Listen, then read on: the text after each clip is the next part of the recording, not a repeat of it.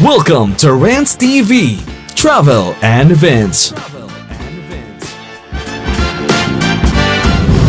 Hi guys, nandito po tayo ngayon sa Arcobia City in Pasig City. Dito po tayo sa kahabaan ng C5 Road.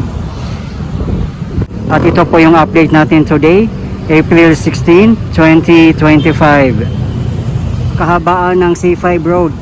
Yan po ay papuntang Eastwood City, papuntang Marikina, Commonwealth, at marami pang lugar.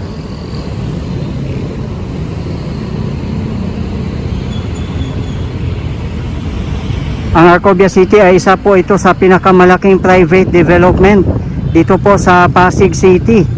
At napakaganda po dito. Another project of Mega World.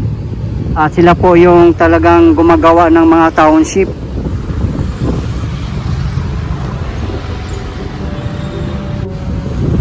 Please naman nyo po kung mag-update dito.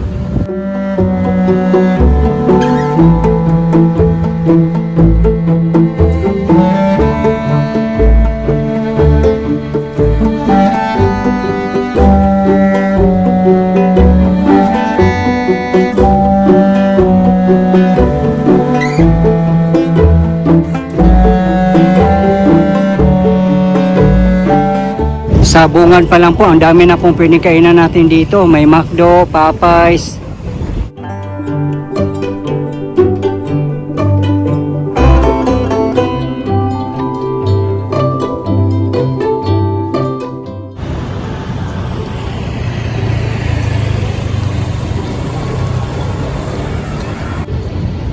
Ito po ang pinaka-famous landmark dito sa Arcobia City, ang Arco de Emperador.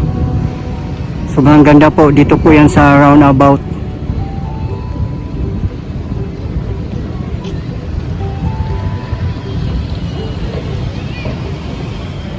Dito naman sa Arcobia City, more on kainan pa dito at meron ding landers. Ongoing pa rin po ang development dito. Yan, merong UCC din dito, Mary Grace.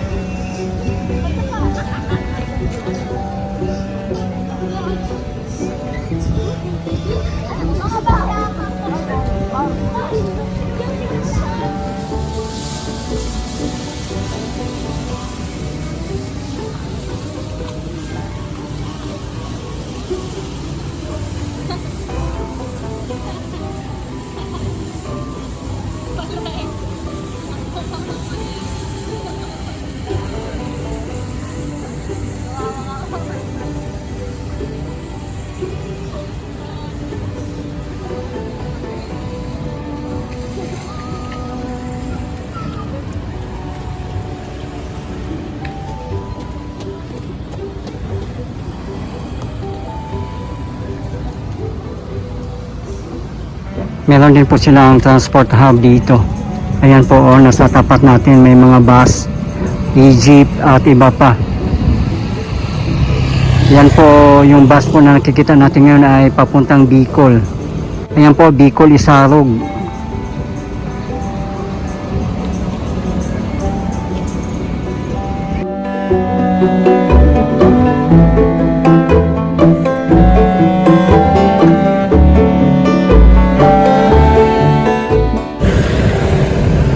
Ito po yung residential condominiums nila na ongoing construction.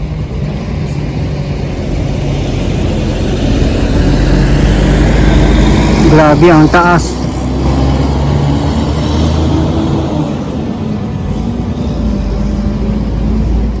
Ayan po ang landers.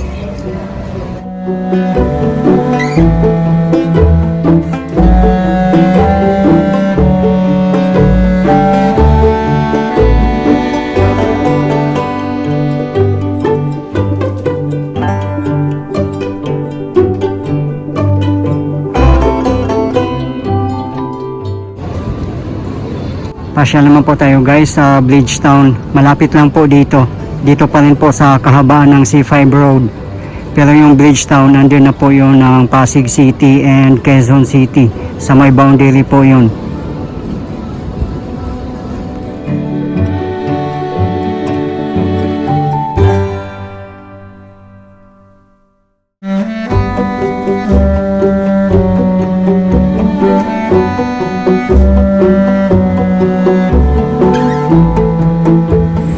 Yan lang po sa tapat natin ang Ortigas East or Chendesitas. Napakalapit lang po sa Arcobia City at Bridgetown.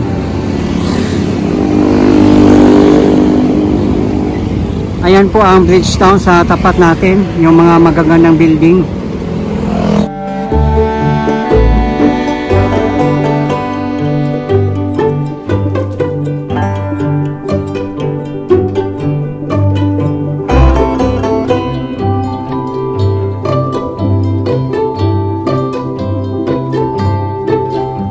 Ayan po ay Ortigas Flyover sa intersection po ng Ortigas Avenue and C5 Road.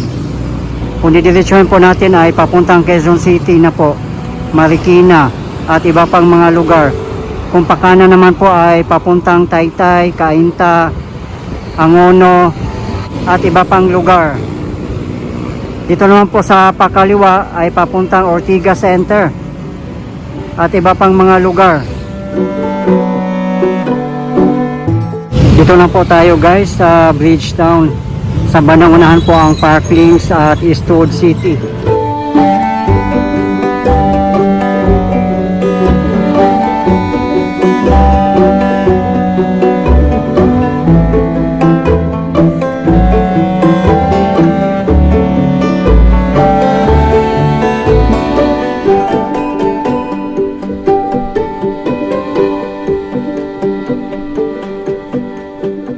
Grabe ngayon, sobrang traffic ang C5 Road. Holy Wednesday po kasi. Kaya magsisiuwian sa mga kanya-kanyang probinsya. Ito po yung luxury mall ng Bridgetown, ang Opus Mall.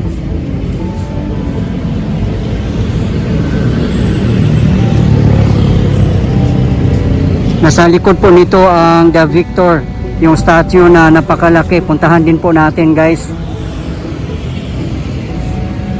Ayan po ang The Iconic Bridge at yung The Victor. Ayun po, nasa likod po tayo ng The Victor. Ito po yung napaka famous landmarks dito sa Bridgetown, ang bridge nila at yung statue.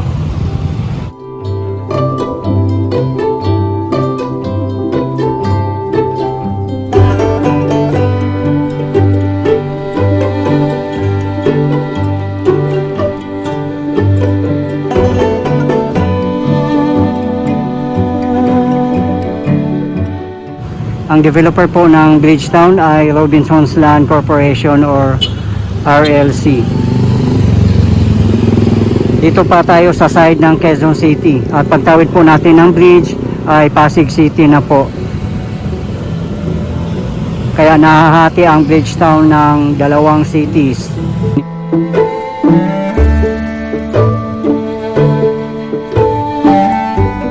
Ayan po ang paanan niya. Ayan po ay magiging viewing deck. Hindi pa nga po tapos sa ngayon, kaya nakasarado pa siya.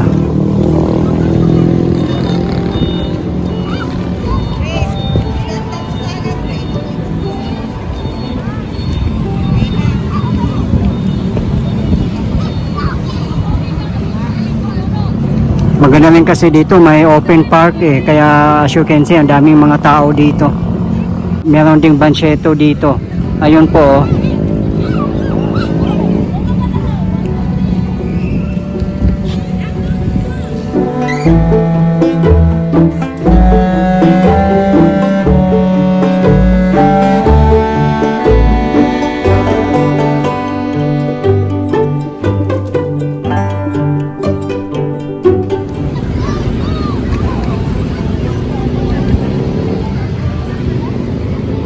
Sobrang daming tao din ngayon kasi holiday na. Daming nagpipiknik, nagbabike, nagja-jogging, nag-walking.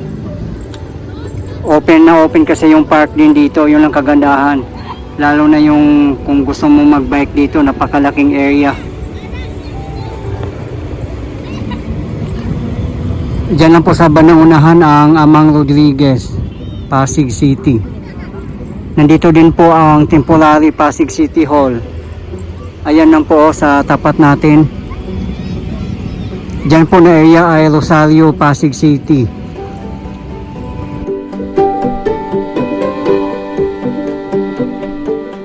Township din po dito sa Bridgetown. Yung merong mga BPOs, mall, residential, at marami pa po. Yan na po kasi ang nauuso ngayon.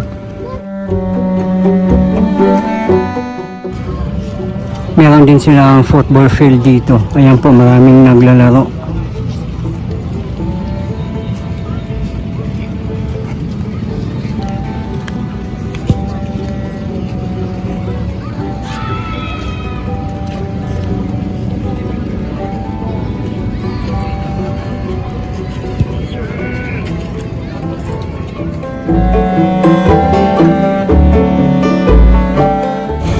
Ayan po, The Mercato Central Group. Yan po ang Bancheto dito. Daming kumakain dito lagi.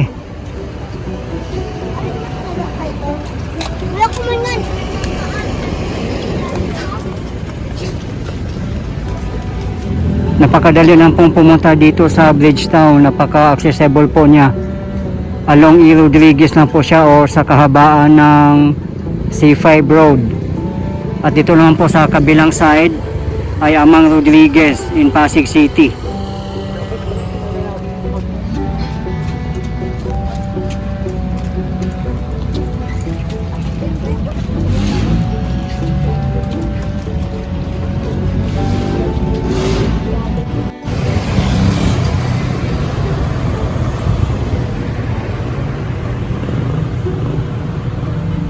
Guys, ito po yung latest update natin ngayon dito sa Arcobia City and Bridgetown. As of today, April 16, 2025. Maraming salamat po sa patuloy yung suporta at panonood ng aking mga videos. I really appreciate po. At hindi po ako magsasawang i-update kayo, lalong-lalo na po sa mga government infrastructures. Mabuhay ang Pilipinas. Okay guys, thank you for watching and keep safe everyone.